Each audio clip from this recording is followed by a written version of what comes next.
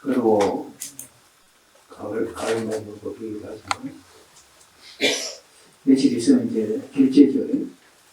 이거 어떻게 보면 이제 결제금이 겹해지는 셈입니다.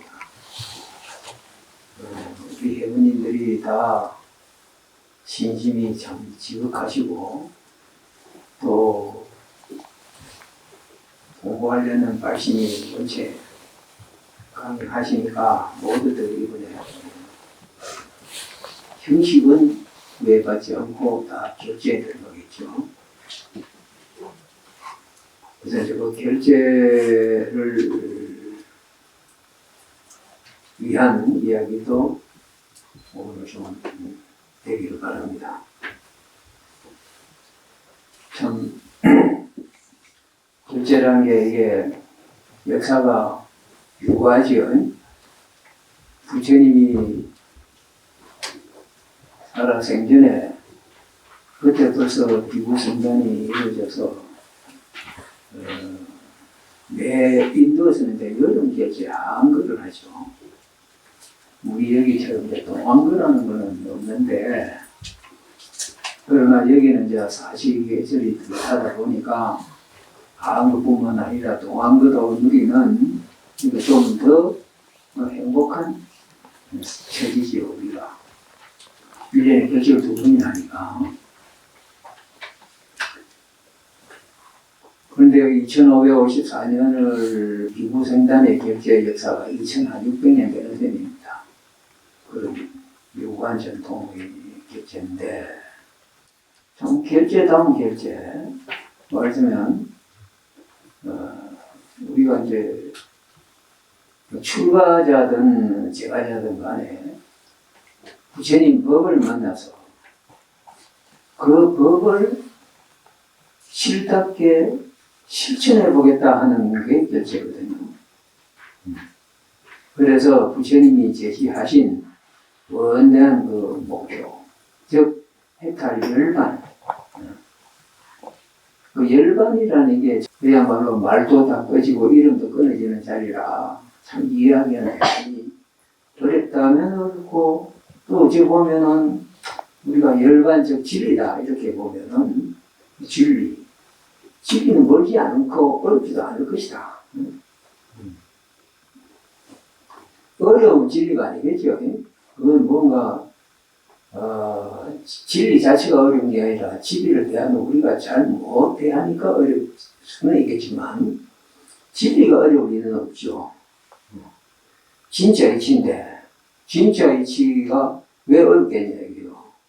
가짜니까 가짜일수록 어렵고 복잡하고 이렇지 진짜는 어려울 리가 없다. 단 우리가 그 어렵지 않은 진리를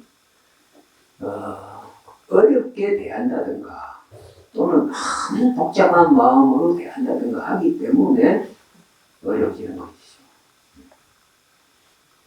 그래서 부처님의 가르침은 진리를 설명하는 가르침이 아닙니다. 무시고 너무나 당연하게 어떻게 보면 우리가 일상적으로 이미 보고 겪고 있을지 모르니까 그걸 설명할 필요가 없죠. 문제는 진리를 대하는 우리들의 잘못된 자세. 그 당시에도 인도의 그 요기들이라든가 많은 사람들이 얼마나 구도심에 불을 태웠습니까? 그 열정이 대단했거든요. 그런데도 아무도 진리를 정말 진리답게 깨친 사람이 없었다 이거예요. 이 상황은 대단히 심각한 거죠. 사람들이 진리에 대한 관심이 없어서 진리를 아예 그냥 외면해 버리니까 뭐 진리가 인연이 없다 하면은 그것도 조금 다른 이야기가 되는데, 진리에 대한 구도심으로 열정으로 그 고행까지 해가면서 뭉치내려 서는데도 안 된다 할 때는 이제 상당히 심각한 문제가 있는 겁니다. 그래서 부처님이 설하신 것은 진리를 설하는 게 아니고 진리를 대하는 우리들의 안목이나 마음가짐이나 자세나 방법을 논하시는 겁니다. 그런데 뒤에 내려오면서 자꾸 불교가 이제 전문가들의 전유물로 변합니다.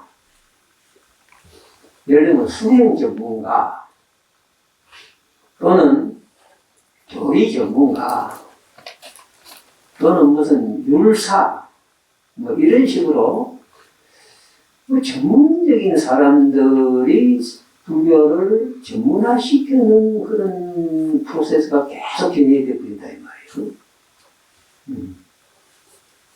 그러다 보니까 학자들이 서로 진리를 논하기 시작하면서 진리론이 아주 복잡다단하게 거창하게 전개가 되어 버린단 말이에요. 당연하겠죠. 나는 많은 소리를 내가 해야 되고, 새로운 걸 하나 제시해야 되고, 하다 보니까 뭐 자꾸 갖다 붙이고, 내뱉고, 이래가지고는 말이요. 뭐 나중에는 불교 교리가 이 진리의 논이 아니라 정말 복잡다단한 학술적인 논리 체계가 되어버린다 이 말이에요. 그래서 뭐 참 내가 일일이 너무 박대하게 꼬집고 이런 말은 이제 안 하려고 애를 쓰는데 나이대가 벌써 70이 넘어가 그런 짓은 안 해야죠. 하지만 참 문제점이 많아요. 근데 그 사람들이 그렇게 자기들끼리 문제 삼는 건 아무 문제가 아닌데, 지금 자기들끼리 노는 거니까. 그러나 이제 발심해서 공부하려는 사람들이 그 상황에 부닥치면 이게 상당히 이야기가 복잡해져 버리거든. 그러니까 머리를 싸매다가 나중에 이거 불교는 역시 전문가들이 논하는 거구나. 내가 언제 전문가 되겠냐. 나는 왜 아프게 하겠다. 이런 상황이 거의 항상 연출되는 거예요. 지금 한국의 불교 상황도 그렇지 않다고 말을 할 수가 없다고. 뭔가 알고 싶은데 불교를 참 좋다고 알고는 있는데 막상 제때 보내니까 굉장히 어렵고 인문부터가 어려워. 이거 뭐 추가를 해야 되는 건가? 추가 안 하고는 공부는 안 되는 건가? 그거부터가 이제 참 복잡하고, 이제 제가자들을 위해서 뭐 참 선방도 있고 여러 가지 그 기회를 많이 이제 있다고 하는데, 그래서 여러분들이 많이 다니면서 뭐 목표라든가 또는 어떤 기회가 많죠. 교리를 접할 기회가. 근데 이게 또 접해보면은 이제 뭐 한결같이 통일이 되어 있으면 참 쉽겠는데, 이게 또 사람마다 다 달라. 근데 그렇게 다르다는 말을 하면 나도 또 다른 소리를 하는 거예요. 그렇죠? 그러니까 여기 와도 복잡, 저기 가도 복잡, 여러분들 참 그러면서 대단히 좀 불행하다 할까? 만일 부처님 시대에 부처님 만나서 바로 직접 근구의 말씀을 들을 수 있었다면 얼마나 좋았겠냐 이 말이야. 거기에 대하면 요새 참 시대가 많이 지내서 이렇게 태어나면 참 굉장히 불행한 이야기다.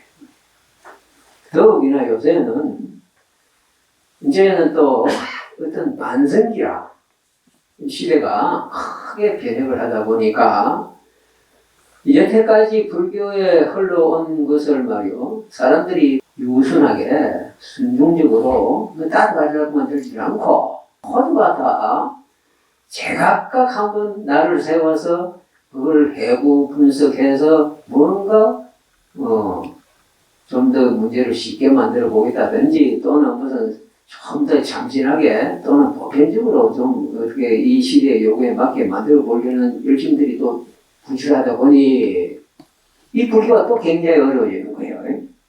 말하자면 다양해지는 것이지. 2500년 동안에도 벌써 충분히 다양해져서 남방불교, 북방불교, 뭐 티베트 불교, 선종 뭐 별게 다 생겼는데 여기에다 또 매스를 대해서 분석, 자꾸 파헤치고 쪼개고 하니까, 이제 또 참 복잡하죠. 더욱이나 요새는 서양 사람들이 가설을 했어. 예? 대대적으로. 예? 참 옛날 우리 동양인들처럼 글 한자를 아끼고 말 한마디를 아껴서 그래서 참 말하자면 서양 사람들이 100페이지에 걸쳐서 쓴 말을 한국 동양 사람들은 한 줄에 딱 그치려고 하는 이런 게 있어서 그래도 조금 괜찮았는데 요새 이 서양 사람들은 뭐 이런 책을 막 써제낀다 이 말이에요. 그러니까 이제 더 문제가 복잡하고 그 사람들이 그 책을 하나씩 쓸 때마다 말이야 전부 제각각 나는 하면서 이렇게 쓰거든. 이러니까 얼마나 복잡하겠어 앞으로. 이런 상황을 우리가 이제 맞고 있습니다. 이야기를 조금 이제 돌려서 요새 한국에 서울에 대단히 복잡했지요. 온 지구에서 그냥 참 내노라 하는 사람들이 다 모여가지고 북석을 들고 그래서 그걸 이렇게 텔레비나 또는 이런 서울 그래서 이렇게 목격하는 여러분들은 또 한편에 있어서 참 세상 변화를 많이 실감을 할 겁니다. 그게 무슨 이야기가 그런데고 그게 뭐 어디 흘러가는지 그런 거는 정말 전문가들이나 할 이야기고 그러나 여러분들이 한국 땅에서 말이요 많은 변화가 우리나라에 일어나고 이렇게 큰 변화를 바로 몸으로 말하자면 체감하면서 우리가 겪고 산다는 이 자체는 내가 앞에 말한 이 시대의 불행에 비해서 상당히 다양한 일입니다. 무엇인가를 특히 먼 걸로 상정해 놔놓고 우러러보는 이거는 그렇게 행복한 일은 아닙니다. 그게 신이든 무엇든 간에. 그런데 우리가 이 소위 인류가 논하는 제일 어떤 거창한 규모, 거창한 상황들을 바로 내가 관련된 경험으로서 겪는다. 간접 체험이든 말든 간에 겪는다는 것은 인생을 산다는 측면에서 대단히 유익하고 보람찬 일이기도 합니다. 사실 거기에 모인 사람들은 무슨 학자들이 또 아니요, 또 더욱이나 수행자들이 아니기 때문에 어디에 보면은 이름은 거창하지만은 전부 범부들입니다. 그렇죠? 범부 중생들이잖아요. 그 범부들이 모여가 범부답게 법석을 들고 있는 것은 불가합니다. 그러나 그 범부들의 노는 모습을 크게 상상하지 하는 게 아니고 바로 그 규모라든가 그 양태를 갖다가 직접 목격한다는 것은 좋은 경험이다 이 말입니다. 왜? 거기에 상상을 갖다 붙일 필요가 없으니까. 지나친 상상을 가지고 대할 필요가 없으니까. 있는 그대로를 말하자면 조금 더 가까이 볼 수 있다는 것은 참 좋은 일이다. 그러면서 한국 이 시대에 태어나서 사는 여러분들이 꼭 불리하고 고뇌 많고 이런 것만 아니고 대단히 여러 가지로 참 좋은 여건들을 누리고 있다고 생각하자 이 말입니다. 그러면서 나는 한 가지 이제 이런 기회에 아까 내가 범부라는 말을 썼습니다. 범부.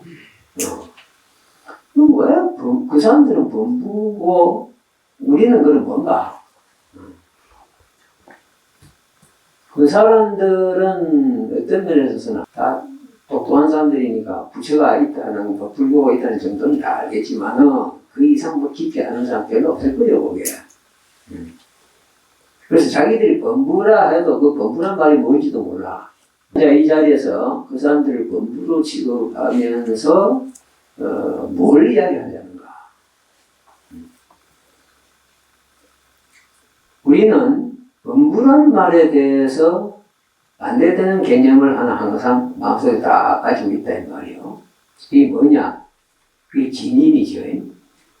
범부에 대해서 참사람, 즉 사뿌리사. 그 사뿌리사라는 개념을 우리는 마음속에 딱 지니고 있어서 이것 때문에 그 사람들을 보면서도 아주 태연하게 부부들이 노는 건 되게 저렇고 관심은 저쪽으로 돌아가서 저런 식으로 뭐 굴러가는구나. 지구상에 제일 출중하다는 사람들이 모여도 관심은 그 안에서 맴돌면서 저는 오히려 이상하게 참 범부다운 짓만 많이 하는구나. 그때 신문에 보니까 이번에 G20인가 20개국입니까? 20개국에서 만났는데 문제 해결이 20차 강경식으로 뭐 접근해야 된다고 이런 이야기가 나오세요. 20차 강경식은 처음 들어봤어요. 그게 수학적으로 가보면 의미가 있는 말인지는 모르지만 그만큼 말하면 복잡하고 어렵다 이 말이지. 즉 해결 불가능이다 이 이야기지. 해결 불가능한데 모여서 그럼 어쩌자는 거냐? 해결을 하려는 시도라도 한번 해보자 하는 이야기라고 그렇게 이제 들었는데 왜 그래 어려워 하면 그 속에 핵심이 참 이기주의라. 그 이기주의란 거 하나를 핵심으로 한 채로 모든 현안 문제를 풀려하니까 이게 뭐 20차 강력이 된다 이 말이에요. 참 우리가 이기주의라는 말을 예서로 쓰지만 가만 검토를 해보면 이기주의도 참 다양합니다. 개인적 이기심이 있죠. 가족적 이기심도 있죠. 지역적 이기심도 있죠. 또 무슨 뭐 이해관계 집단에 따라서 다 이기심이 있죠. 크게는 국가적 이기심이 있죠. 여태까지는 이기심의 최극의 큰 단위가 국가였는데 요새는 이제 한 가지 더 첨가가 돼서 조금 더 확장됐다. 그래서 이기심의 범주가 하나 더 늘었다 이 말이에요. 그게 뭐냐? 인류죠. 인류라는 이기체의 어떤 이해관계. 요새 그걸 표현하기로 그러더만 지속 가능한 균형. 예? 그걸 어떻게 얻느냐 하는 이게 목표고 그것을 위해서 그렇게 모여서들 20차 강령식을 푼다고 머리를 쌓는다 하는 이야기더라고. 그런데 불교는 그런 문제를 대한다면 부처님이 우리에게 어떤 답을 주실까? 아주 통쾌하게 딱 간단하다 이 말이에요. 니를 대하라. 무하다. 니가 어디 있냐? 니라는 게 기껏해야 담진치 덩어리인데 그 담진치의 근원이 어디냐? 오치원이다. 오치원 여러분 아십니까? 고향소리 책을 많이 보신 분은 아실 테고 안 그런 분은 조금 좀 어려우실 거야. 5가지 어떤 그 그룹이 있는데 그것에 대해서 대단한 집착을 발휘하는 것이 인간이라는 존재다. 이렇게 뭐 쉽게 풀면 그런 말입니다. 그럼 5가지가 뭐냐? 색수상행식이다 이게요. 색이란 건 뭔가?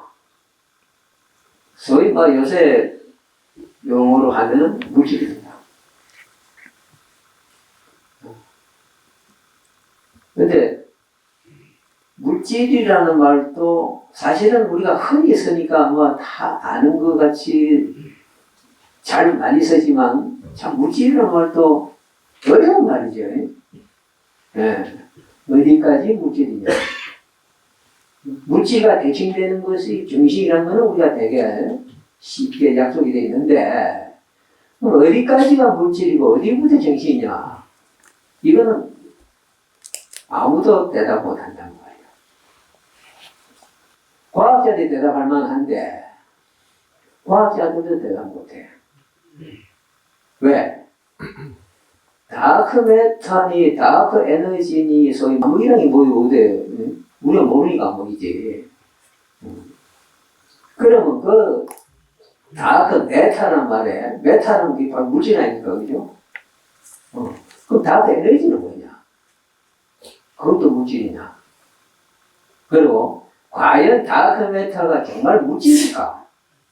아니면 과학적으로 그 물질주의자 입장에서 보니까 물질이라고 표현하는 거지 실제로는 물질이 아니라 그게 에너지인지 또 에너지라는 건 과연 정신 에너지와 물질 에너지 차이가 어딘지 이거 다 구별이 돼야 될 거 아니냐 이 말이야. 그렇죠?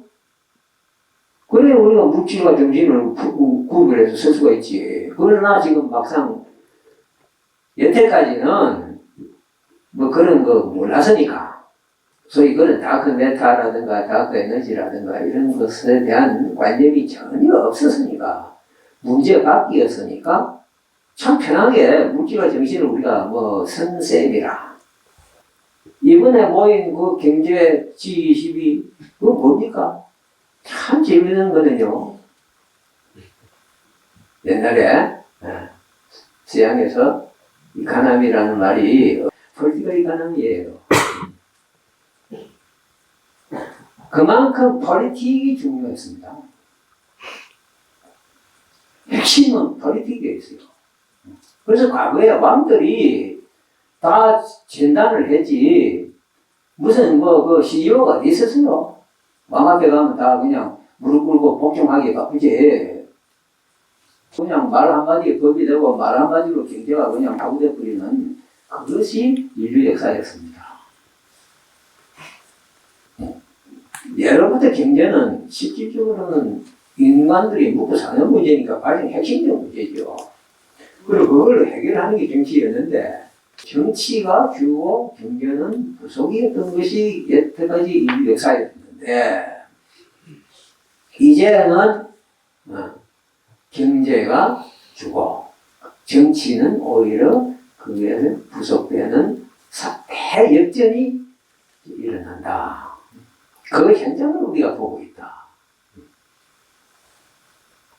말하자면 먹고 사는 배를 불리는 현실적 문제가 핵심으로서 정직하게 드러나고 있다는 이야기죠. 즉 있는 그대로를 보지 않으면 안 되는 추세가 지구상에 도도하게 진행되고 있다 이 말입니다. 요컨대 뭐냐 핵심은 우리가 법의 입장에서 볼 때는 여태까지 대통령 하면 이거는 상징이거든요. 국가, 민족이 참 상징입니다. 상징은 싼냐 노름이에요. 즉 아까 말한 세수상 형식 중에 상의 이야기입니다. 상이 다 만든 거요. 그래서 상을 갖다가 비유를 하자면은 신기루라 이러거든. 부처님 대신 그 비유가 싼냐는 신기루다. 저 실체는 없는데 모양은 아주 압도적으로 그 어떤 힘을 가지고 있어서 우리에게 미치는 영향력은 굉장히 크다 이 말이죠. 오치오 5가지로 굳이 부처님이 드신 이유는요 산냐 때문입니다.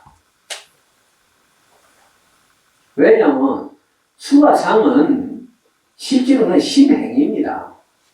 따라서 행에 들어가요. 그러면 색, 행, 식 하면 끝이요. 알겠습니까? 색, 행, 식 해도 다 커버된다 이 말입니다. 5치원이 아니라 3치원으로 충분해. 그런데 왜 수가 상을 넣어서 5치원을 만들었냐? 여기 이제 부처님의 대지혜거든.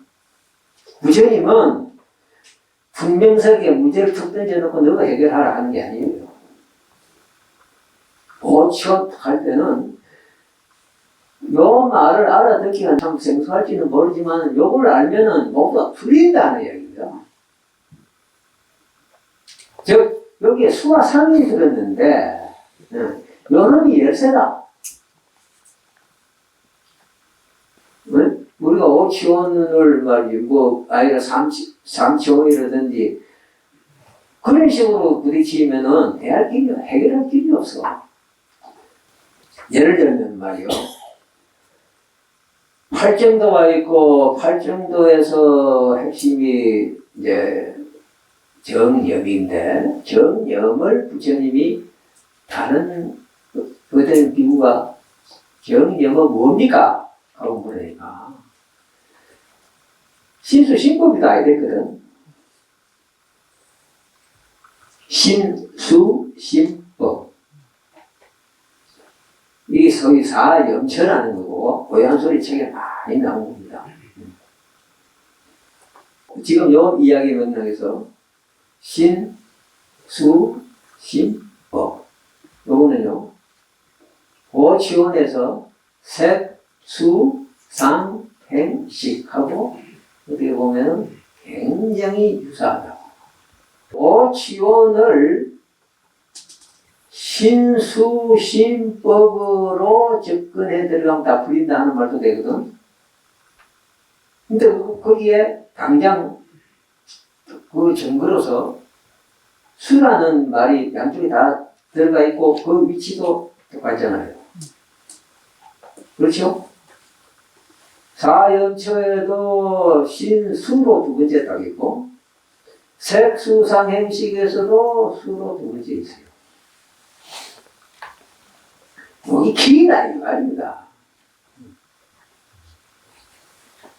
12연기를 우리가 개념을 이해하는 거 아니고 12연기에 막상 어떻게 부딪힐 것인가 하는 문제에 들어오면 또 그것도 쉽습니다. 거기서 수가 들어가 있거든.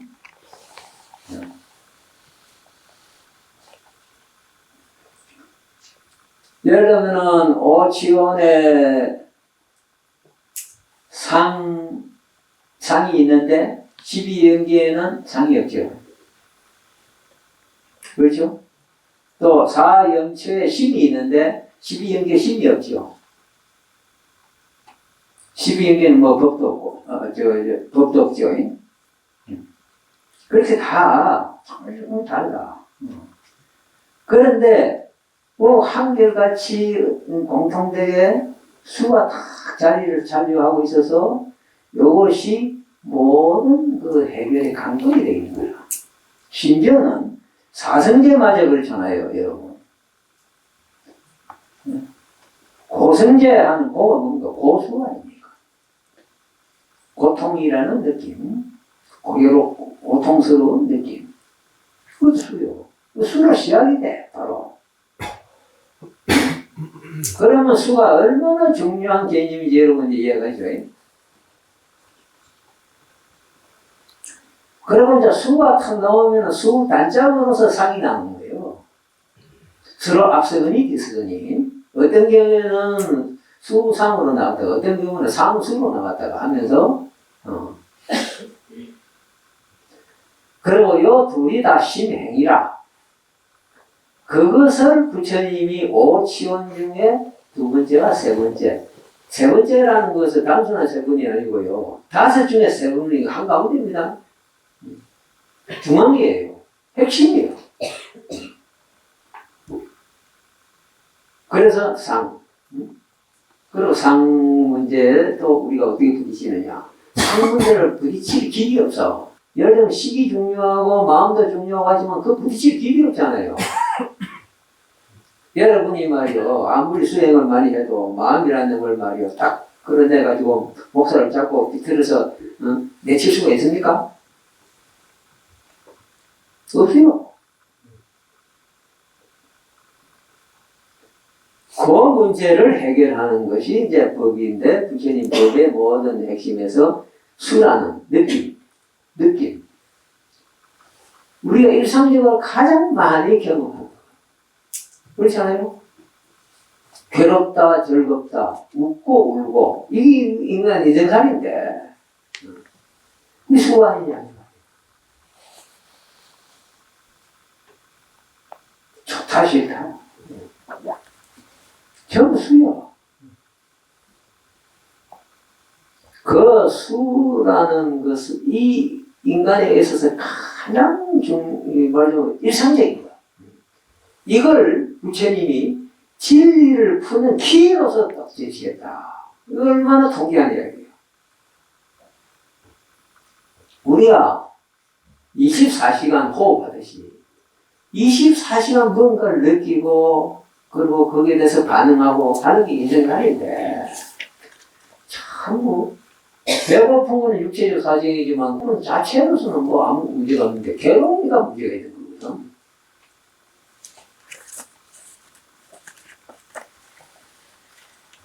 그렇게 괴로움이라는 문제를 핵심으로 딱 끄집어내서 바로 그 문제를 가지고 접근해서 모든 문제를 풀도록 해주신 부처님이 얼마나 정말 현실적인 분입니까, 그죠?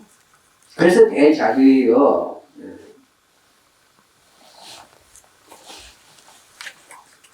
자, 그러면 이제 우리가 이제 슬슬 이야기를 하다 보니까 이제 인간 문제, 말하자면 개인 무아에서 인간 문제까지 이제 지금 다가가고 있습니다.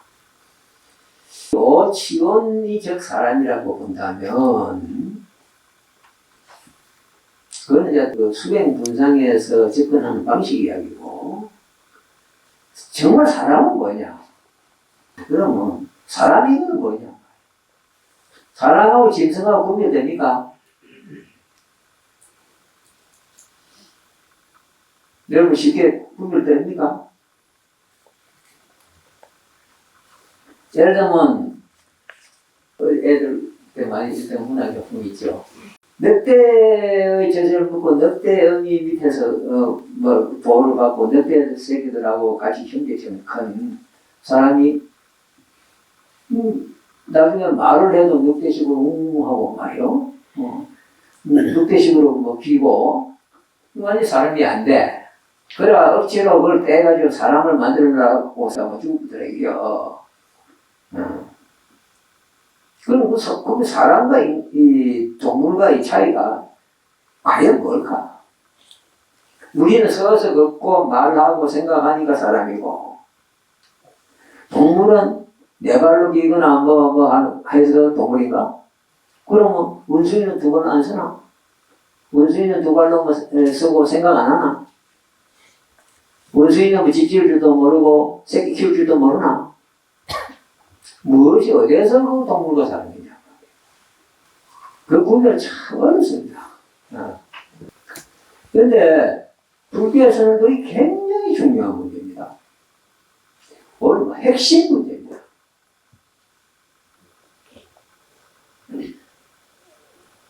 아주 핵심 문제입니다.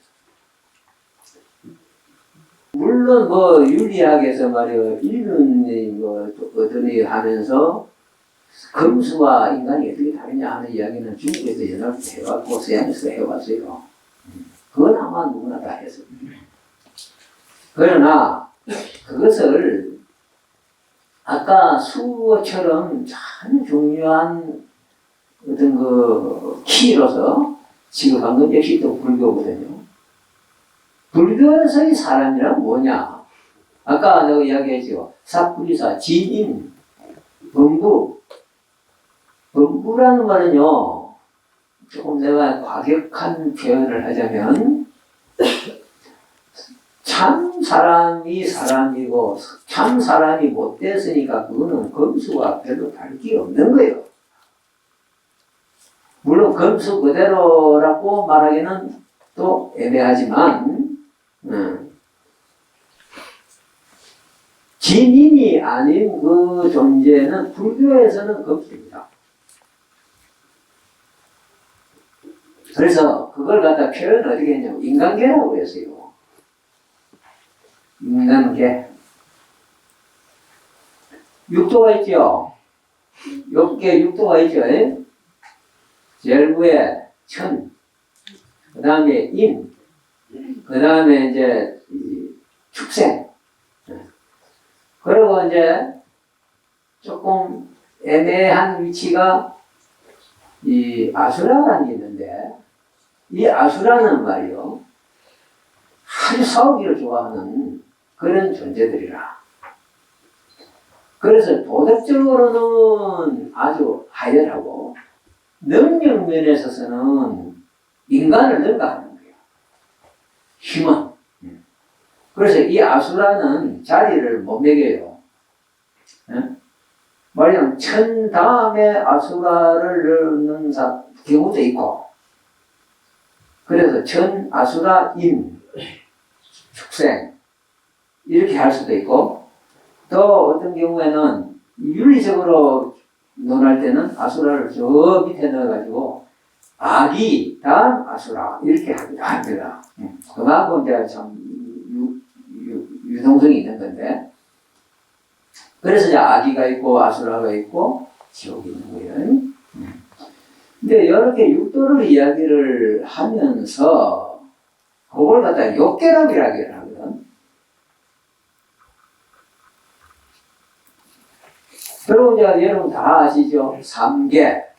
이 우주를 갖다가 과학자들은 뭐 광대무변은 저 별세계 뭐 이 빅뱅 이후로 말이야 자꾸 팽창해가는 대우주, 이게 세계인데 가장 큰 세계죠.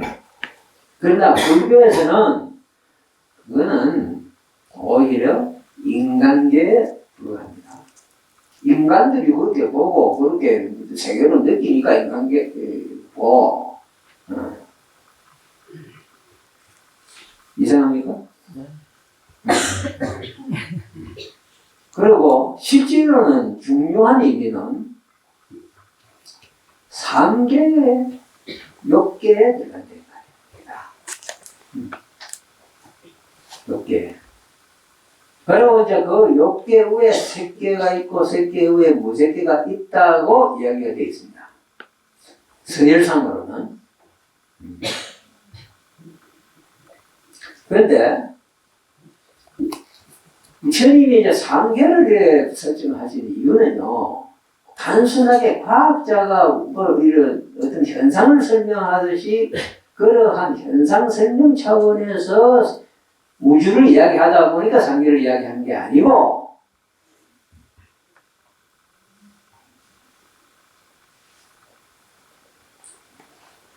부처님의 지혜가 열반에 이르렀는데 그 열반에서 내려다보는 구도가 그렇다 이 말입니다. 즉 비열반, 네.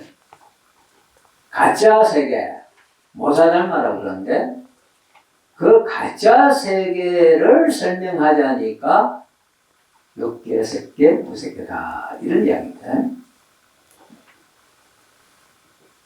여기서 한 가지 우리가 꼭 놓치지 않고 명심해야 할 일은,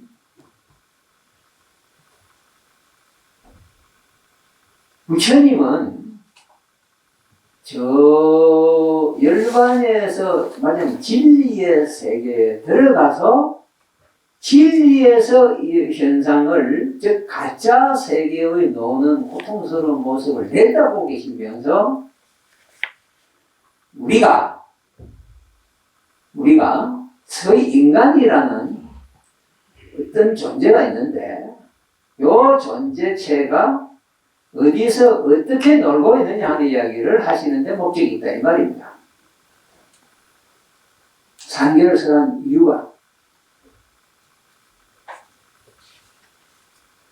그런데 제일 아래 욕계, 거기서도 두 번째 자리에 인간이 있어서 어떨 때는 세 번째도 되면 될 수 있는 나약한 힘으로 따지면 세 번째예요. 어떤 그 윤리성으로 따지면 두 번째고, 그러한 인간이 인간의 몸을 바꿔서 어떻게 생각하고 어떻게 바깥을 내다보고 어떻게 몸부림치고 있느냐 하는 이야기입니다.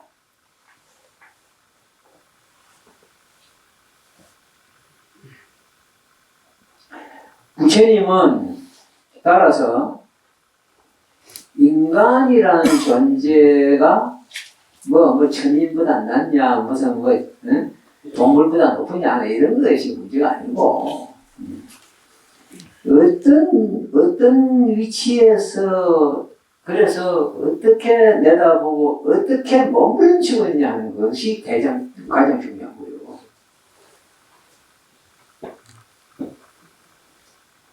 그러한 인간관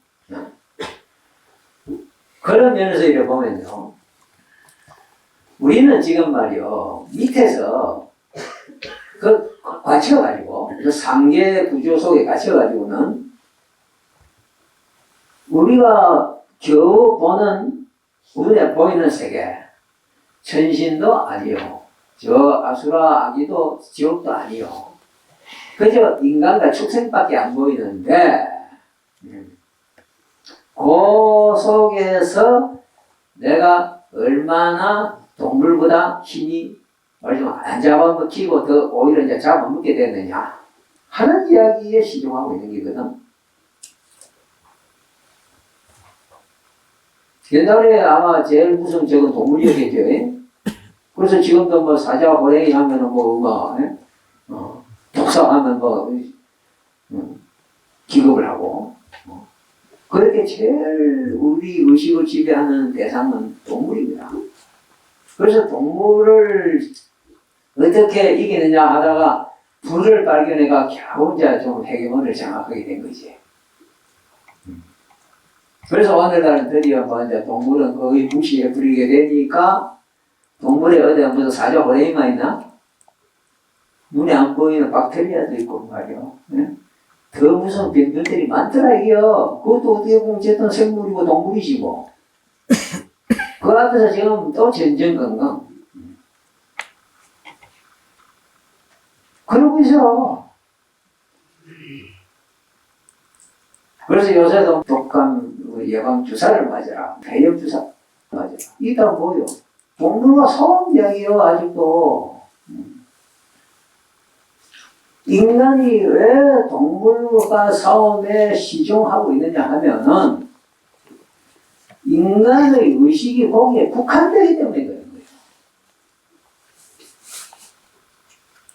그런데 부처님은 다른 측면에서 우리 중생들에게 메시지를 주신 겁니다. 그러면 이제 인간관이 이게 조금 더 정색을 하고 들여다보고 넘어가야 할 문제가 됩니다. 일단 이제 경에서는 어떻게 인간을 다루고 있느냐 하면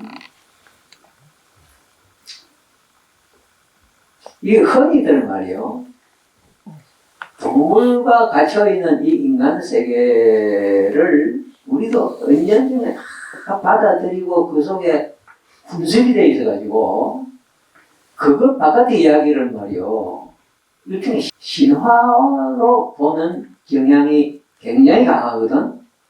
여러분 지금 정직하게 스스로 물어보세요. 내가 신을 믿는가? 하느님 신이라는 천상 세계를 정말 지옥을 정말 내가 인정하는가?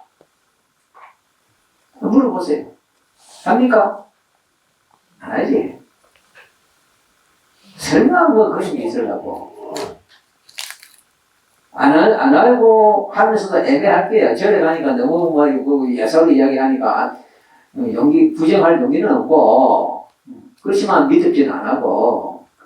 그래서 어찌 보면 불교가 참 좀 뭔가 어디에 갇혀가지고 말이야. 구닥다리 냄새를 많이 풍기는 참 깝깝한 종교다고 생각하는 사람마저도 있을 거야. 틀림없이. 근데 이렇게 내가 말하면 내 자신이 각오해 버렸어요. 네. 내가 절에 들어오기 전에 감히 기호하는 말을 나는 오히려 좀 비웃었지, 솔직히. 네. 너무 종교적 이야기라고. 그리고 실제로 그때나 지금이나 내가 대단히 비종교적입니다. 나 종교적인 성향은 없는 사람입니다. 내가 뭐 여기서 정직하게 말합니다. 왜? 종교? 뭐 좀 극단적으로 막 누구 말 못하는 민중의 악행이지 뭐. 인민의 악행이요. 왜? 종교하고 진리하고 무슨 관계가 있었냐 이게요.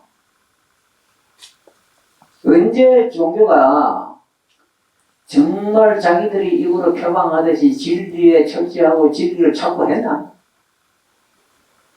우리가 보는 종교는 그게 유태교든지 그게 인도의 종교, 브라만교든지 뭐든지 전부가 보니까 종교인들의 생존 수단 이상 아니더라 이게요.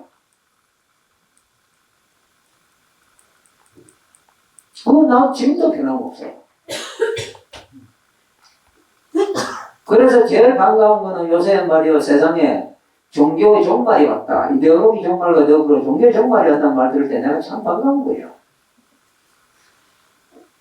근데 나는 불교를 왜 좋아하냐 그러면 왜 내가 종교를 거부하면서 불교를 왜 좋아하냐? 불교가 종교가 아니었기 때문입니다. 그리고 여러분들이 여기까지 나오는 이유도 바로 그러한 나의 취지를 공감하기 때문에 고연설이 메신저를 여러분이 가르치는 거예요. 그렇죠? 네. 여러분도 종교의 배가 너무 많이 보고 너무 많이 알고 있죠. 그런데 그 배단을 극복할 수 있는 충분한 본질적인 능력을 불교는 가지고 있다는 걸 여러분이 알기 때문에 근본 불교를 말하는 이 분상에 여러분이 괜히 오시는 거죠.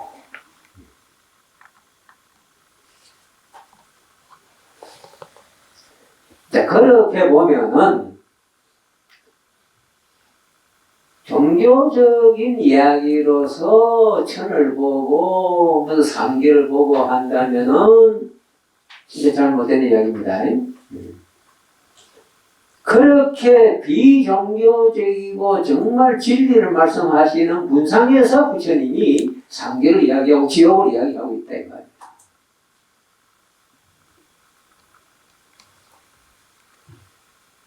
근데 이번에 나온 책에 재판 상판이 나온 책에 뭐 옛 이야기 같은 데도 보면은 지옥불 이야기 나오죠. 예? 지옥이 있습니까? 하니까 지옥을 내가 좀 실감하도록 해달라니까 그들이 지옥불을 조금 끌어다가 젖은 나무 덩어리를 그냥 순식간에 태워버리는 이야기가 나오죠. 그리고 종교적 방편으로 보면 충분히 종교적 방편이지만 실질적으로는 그것은 오히려 방편보다는 진실에 가까운 것입니다.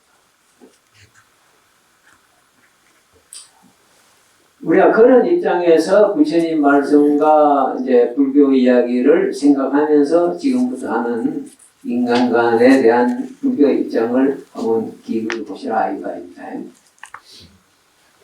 지금까지 우리는 말하자면 동물과 대척되는 인간으로서의 인간만 생각했다 이 말이에요.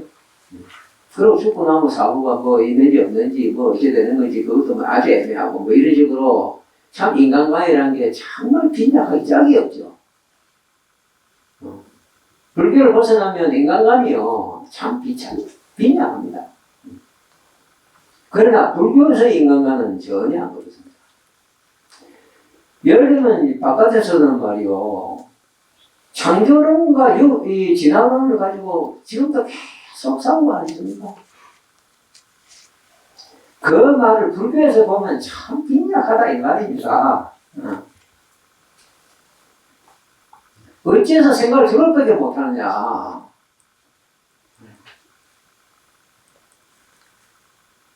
이제 그런 입장에서 불교의 인간관 이야기를 제가 조금 시도하는 거니까 여러분도 고정관념을 조금 벗어나서 일단은 좀 열고 또 무슨 신화 같은 이야기 한다. 응?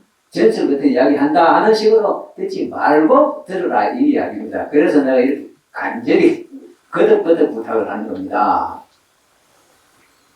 장부경에 아까냐 수타라는 게 있다는 이야기는 전에도 내가 한번 기억에 있어서 말을 드린 기억이 있는데, 시초에 대한 이야기, 최초에 대한 이야기가 이제 아까냐고, 이 아까냐 수타에 보면 이제 사람이 말이요, 이렇게 살다가 언젠가 지구가 우주가 말이요, 갑자기 굉장히 이제 수축을 해서 마침내는 블랙홀이 되고 돼 말이에요. 그 블랙홀 되면 사람 못 살겠죠. 그런데 그때 그러면 이제 사람은 어떻게 되느냐, 끝나는 거냐? 불교는 그게 아니에요.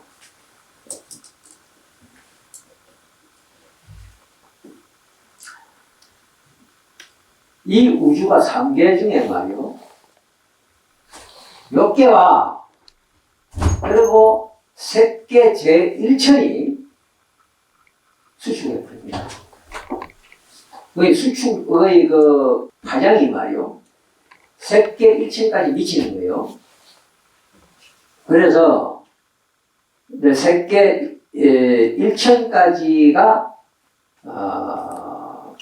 분계를 합니다. 그리고 그거는 불교 교리상에 대단히 합리적 이야기입니다. 불교 교리상으로. 왜냐하면 세계 일천의 성격상, 세계 일천이라는 것의 성격을 우리가 그것도 해석을 뭐 두고 합니다만은, 제가 이해하는 바로는 그거는 주로 인간의 선악을 위주로 하는 계율의 세계와 연관이 되는 것이 세계 일천입니다. 따라서 그것은 상대적이면서도 대단히 약한 측면이라서 수축하는 것이, 수축의 범위에 들어가는 것이 타당합니다.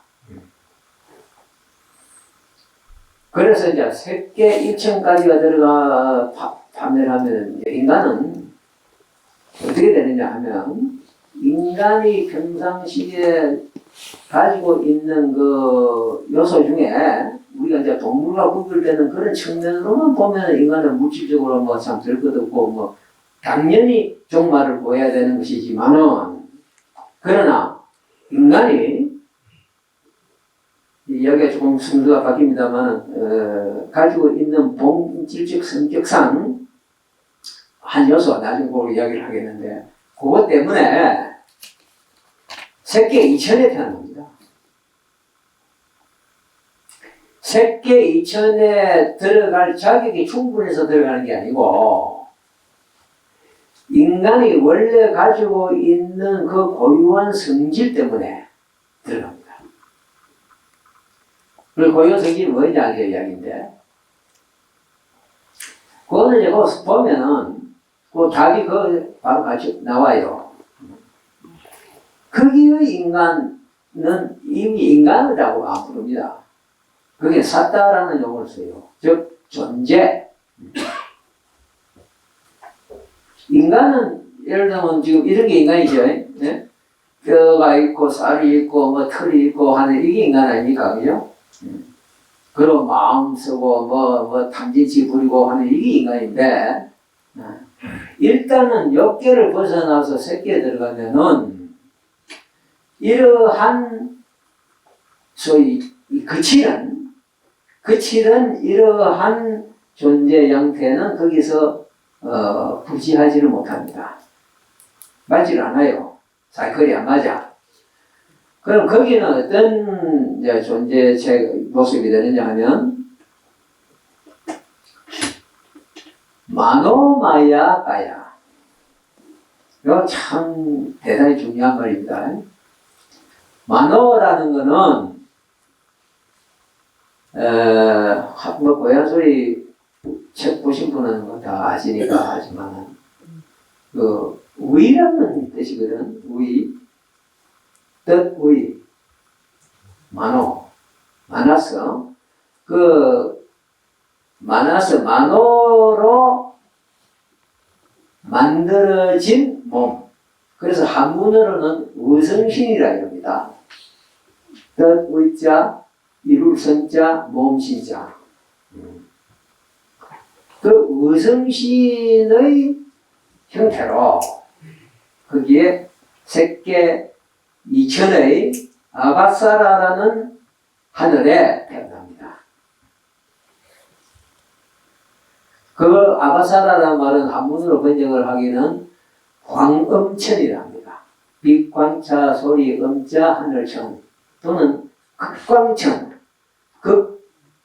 극할 극자에 빛광자 극광천 또는 광음천이라고 번역을 하는 그 아바사라에 태어난다. 그래서 의성신이기 때문에 의성신은 여러분 아시죠? 시부식의 그 위니까 일종의 마음입니다. 물질이 아닙니다.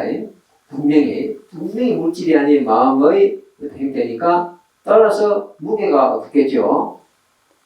뭐 말하자면 정신 에너지의 무게 차원의 무게는 있을지 모르지만 어쨌든 이 물질 차원의 무게는 없지요. 그래서 하늘을 마음대로 나눕니다. 그러면서 육신이 아니기 때문에 이거 뭐 고기 먹고 쌀 먹고 할 필요가 없죠. 뭘 먹느냐? 삐삐를 먹는다 이렇게 되어 있어요. 기법을 먹는다. 기법. 기법을 먹고 사는 만으로 만들어진 하늘을 마음대로 날면서 사는, 그리고 왜 극광천이라 하냐면 자기 몸에서 빛을 방사해서 주변을 전부 비추고 태양 빛에 의한 게 아니라 자기 몸에서 나는 빛으로 사방을 비추어서 밝히는 그런 존재다 이 말입니다.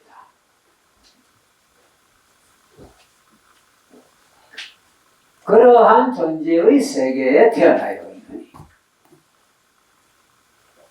자, 그럼 그 세계에는 아바사라의 존재가 누리는 수명은 어느 정도냐?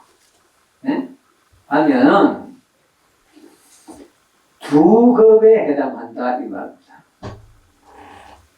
우리 지구상에서의 시간으로 따지면 두 급. 한 급이 어느 정도인지 아시죠, 여러분? 짐작은 하죠.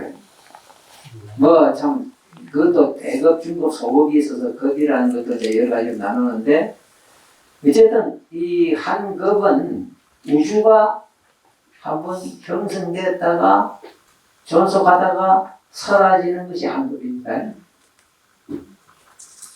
이걸 구분한다 이겁니다. 말하자면 이 거대한 우주가 빅뱅을 구분한다 이 말이요. 수축하고 또 하고, 그 구분을 하는 시간이 극광천에서는 한 생이다 이 말입니다. 시간의 상대성이죠. 자, 요 이야기도 다시 우리가 가만히 이제 인간을 이해하는 측면에서 생각해 봅시다. 그러면 지금 여기 와 있는 여러분이 과거에 쭉 살아왔다고 칩시다. 제법 무한문상에서는 그것도 문제가 되는 이야기이고, 하지만 어쨌든 살아왔는데, 그러면 어느 쪽이 많이 살았어? 광천에 많이 살았어? 지구상에 많이 살았어? 비교는 안 되죠. 그 이런 발상을 한번 해보면 참 재밌는 이야기인 거야. 우리는 가득하게 잊고 있을 뿐이지, 실제로 우리는 말이요, 광음천에 주로 살았고, 응? 그럼 어쩌다가 한 번씩 말이야, 가물에 콩나듯이 한 번씩 지구상에 못 받아가 잠깐 그냥 웃고 울다가 또 가보는 거야. 그렇지 않습니까? 그러면 인간이라는 것을 구성하고 있는 경험 요소 중에 광음천 경험이 크겠어? 이쪽 경험이 크겠어? 적어도 시간적으로 보면 그렇죠. 이쪽은 그 대신에 경험 세계라서 참 다양한 집약된 아주 농도 깊은 그리고 온갖 변화무쌍한 경험을 하는 그야말로 경험 시간입니다. 따라서 이쪽 경험이 더 중요하긴 합니다. 그러나 그 경험들을 갖춘 존재가 무량한 시간을 저 강음천에 가서 지낸다 이거야. 마노마야로서 빛을 발하면서 기쁨을 먹으면서 하늘을 날면서 그게 오히려 우리 과거의 시간의 절대 다수를 점하고 있는 것이다 이 말이에요.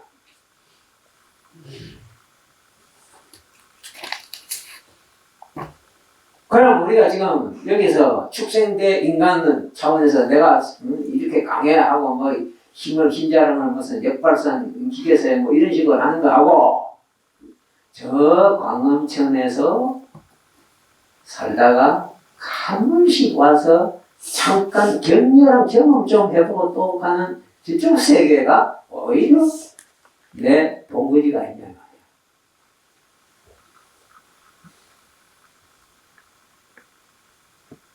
그렇게 생각 한번 해보십시오. 이 자리에서 처음으로라도. 그럼 인간은 이런 이 조그맣게 이렇게 면밀하는 이런 세계에 살면서 국한되는 존재가 아닙니다. 내가 점전법에서 우리가 다 신이 되어야 한다는 말 했죠. 응? 그 말이 이 뜻입니다. 광음천 신이요, 천신이요. 이번에 마라의 편지 여러분 보셨죠? 그런데 그 마라가 어떤 존재냐 하면 욕계 제일 높은 천상의 신이다.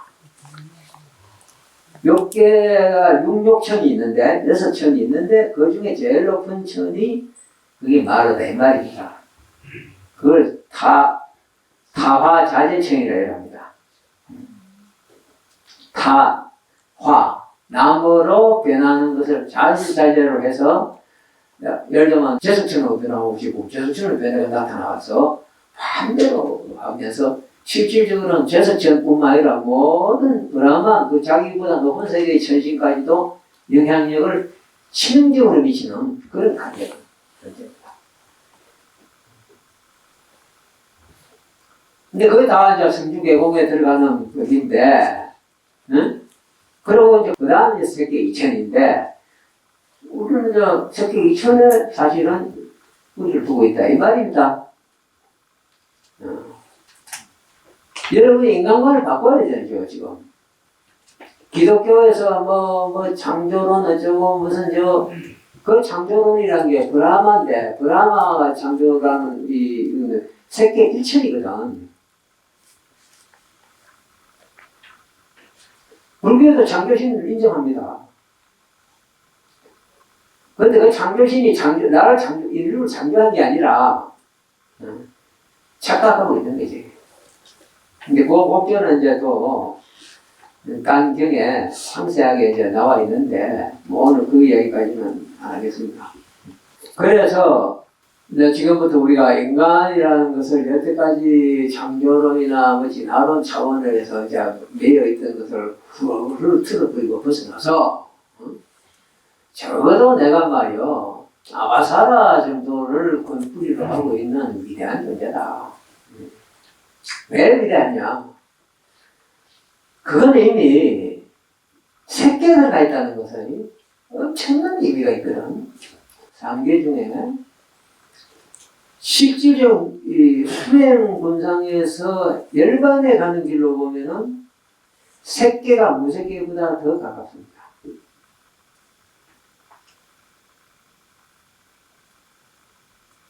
색계 사선에 오증거천이 있거든. 색계 사선에 오증거천이 있다 이 말이요. 오증거천에 들어가면 이미 더 몸을 안 받거든. 소위 불한가라는 건데 그 불한가를 이룬 존재로서 그 오정부천의 삶을 통과하는 동안에 마침내는 모든 공부가 완숙돼서 열반에 들어간다. 이 이야기야. 그러니까 석교 사천이 엄청 중요하고 높은 거죠.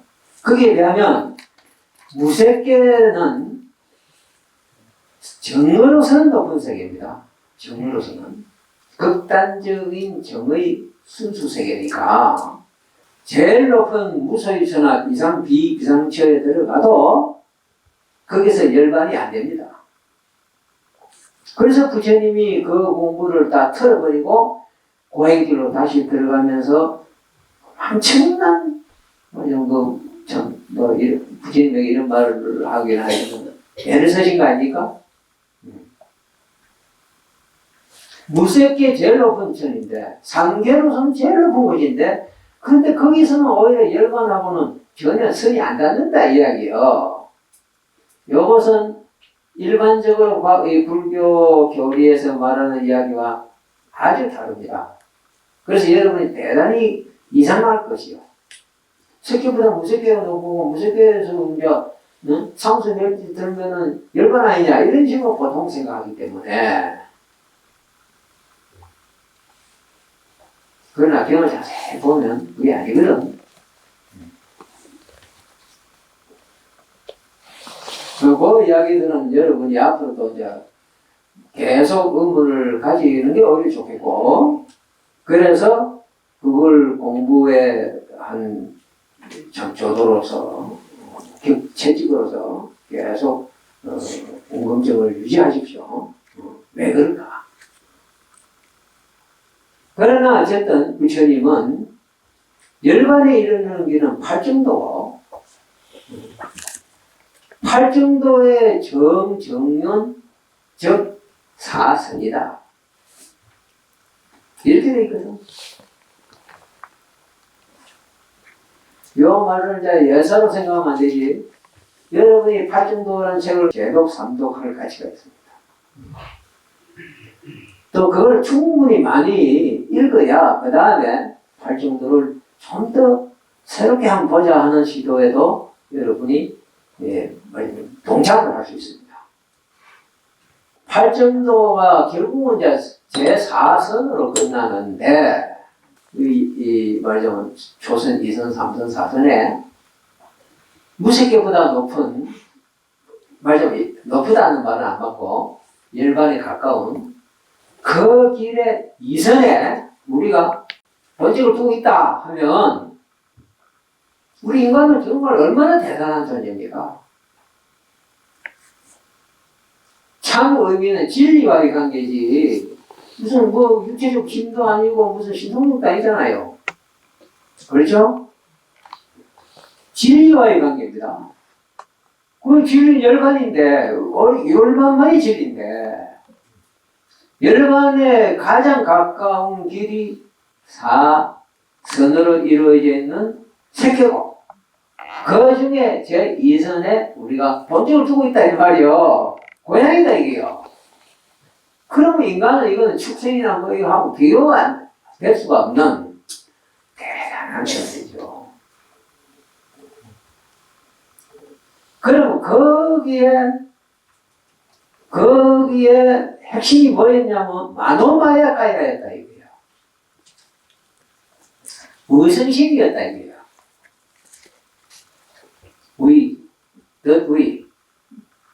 너위로 이제 몸이 말하자면 내 본것이다 이거요. 그리고 지금 이 쌀로 된 이 몸뚱이 이거는 오히려 잠시 그냥 입었다가 벗는 그런 뭐랄까 나들이 복이랄까 그런 정도에 불과하다 이 말이야.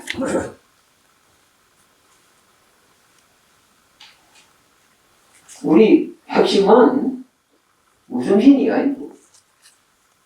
그 의성신의 그게 아바사라에서만 있고 없을 뿐이냐면 아니거든. 그게 지금도 말하자면 내 인간이라는 것의 존재의 구성 요소 중에 핵심으로 때문에 우리가 우주가 경멸되고 이 육신이 다 불타고 뭐 전부 없어질 때 그때 이 의가 우정신에서 거기 태어나는 거다 이 말이에요. 그런 게 없으면은 어떻게 거기 태어날 수 있겠어? 논리상 그렇죠. 그런데 이 의라는 것이 안이비설신이로서 딱 자리를 잡고 있거든. 육처로서 안이비설신 다음에 의로서 잡고 있다 이 말이야. 근데 요 의는 색성향 미촉 법의 그 법과 대응하는 관계에 있어서 눈이 색을 보기 때문에 눈이듯이 의는 법과의 관계 때문에 의입니다. 근데 이걸 이제 또 교학에서는 막 어떻게 이상하게 변해가지고는 마치 인식하는 과정 도구처럼 그렇게 돼 있어요. 눈이 색을 보고 의식해서 그래서 인식이 이루어진다는 것이. 즉 인식 프로세스 상의 어떤 필수 부분으로서 의를 다루는데 그게 아니에요. 분명히 꼭 나와 있듯이 의는 법을 아는 기능입니다. 그리고 이 법은 진리의 명만될 수 있는 유일한 어떤 기능이죠. 또 우리가 법을 모르면은 부처님이 법을 써주지 않았으면 우리 진리 모르고 맙니다.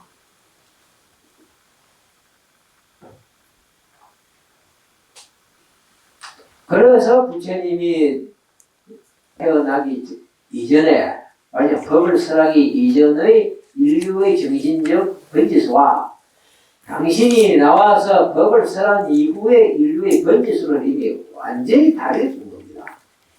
전에 그게 누누이 나오지만은 그 중요한 대목을 간과해버리는 게 문제입니다.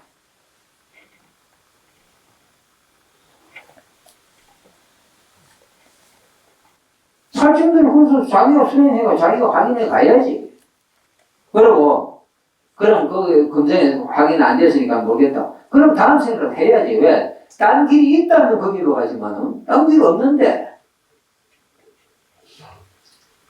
유일한 길이 있으면은 끝까지 가야지. 그렇잖아요. 그거 좀 해보니 어렵더라. 그러니까 그거는 뭐 어려우니까 그럼 포기하는 겁니까? 그렇지 않은 게 인간이라는 이야기요. 인간은 만호가 본체로 있고 만호는 법을 아는 것을 본질적으로 이 수경적인 관계에 있는 거예요. 그래서 부처님이 나와서 법을 설함으로써 사람당 무시를 해서 참사람이 되는 겁니다.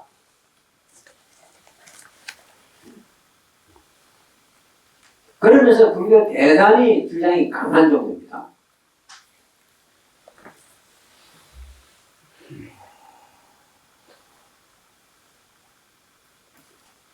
너무 강합니까?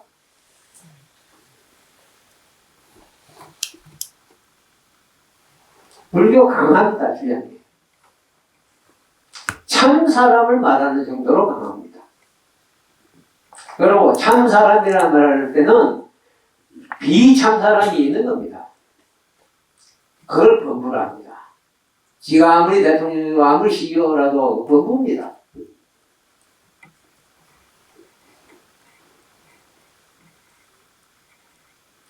그 길은 팔중도인데 참사람 되는 참사람이 길을 걷는 건 팔중도인데 예를 들면 사향사과가 참사람이죠. 그렇죠? 그 사향사과의 향이라고 한문을 번역해서 여러분이 헷갈리지만은 원문을 보면요, 그게 사막가입니다. 즉 도입니다. 그리고 이게 바로 팔정도입니다. 저희가 분명히 나와요. 팔정도를 그러면은 결실이 뭡니까? 사향사과다. 또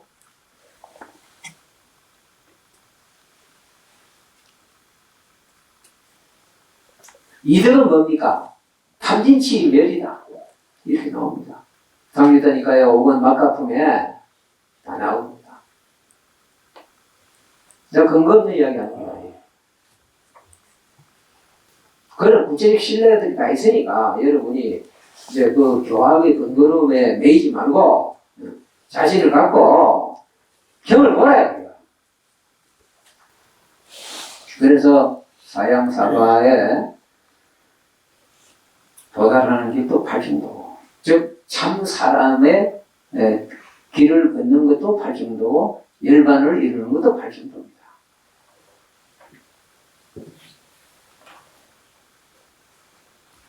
팔중도를 걷는 것이 즉 인간입니다. 그러면 내가 발심해서 어떤 순간에는 팔중도 한번 해보겠다. 이건 말이 안 맞죠. 인간인 이상 팔중도를 항상 걸어야 합니다.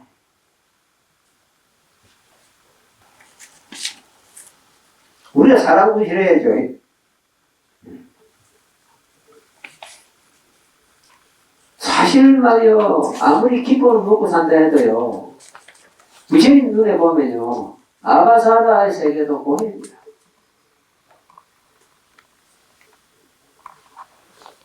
그 고해를 왔다 갔다 이렇게 사는 이거 언제까지 지속해야 됩니까?